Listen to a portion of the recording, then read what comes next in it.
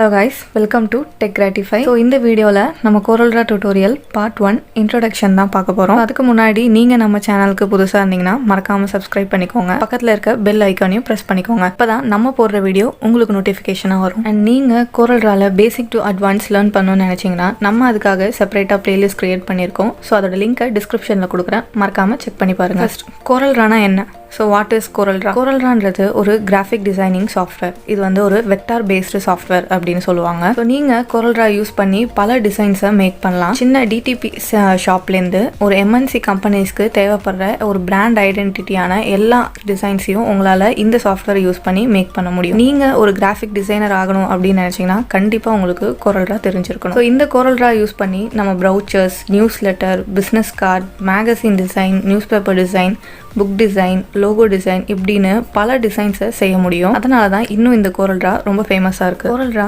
1985 தான் ஃபவுண்ட் ஆச்சு.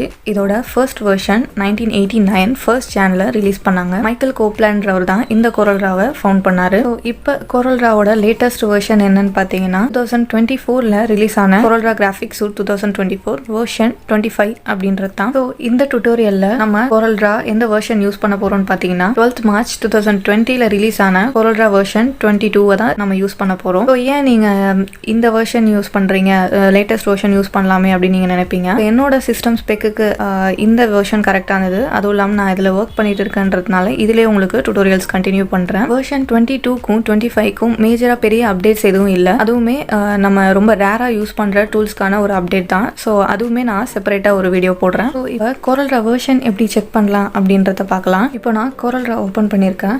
ஸோ இதில் டாப்பில் ஹெல்ப் அப்படின்ற ஆப்ஷனை கிளிக் பண்ணுங்கள். ஸோ இப்போ அதில் லாஸ்ட்டாக ஒரு ட்ராப் டவுன் அபவுட் Coreldraன்னு இருக்கும். ஸோ அதை கிளிக் பண்ணிங்கன்னா நீங்கள் எந்த வெர்ஷன் Coreldraw யூஸ் பண்ணுறீங்க அப்படின்றத ஷோ பண்ணும். ஸோ இப்போ நான் Coreldraw 2020 வெர்ஷன் 22 யூஸ் பண்ணுறேன். ஸோ அதுதான் இங்கே ஷோ ஆகுது. ஸோ இந்த வீடியோவில் Coreldraw என்ன, அதை யார் ஃபவுண்ட் பண்ணா அண்ட் அதோட வெர்ஷன்ஸ் எப்படி செக் பண்ணுறதுன்றதை பற்றி பார்த்தோம். ஸோ அப்கமிங் வீடியோஸில் Coreldraw எப்படி லேர்ன் பண்ணலான்னு ஸ்டெப் பை ஸ்டெப்பாக பார்க்கலாம். இந்த வீடியோ உங்களுக்கு பிடிச்சிருந்தா மறக்காமல் லைக் பண்ணுங்கள், ஷேர் பண்ணுங்கள், சப்ஸ்கிரைப் பண்ணுங்கள்.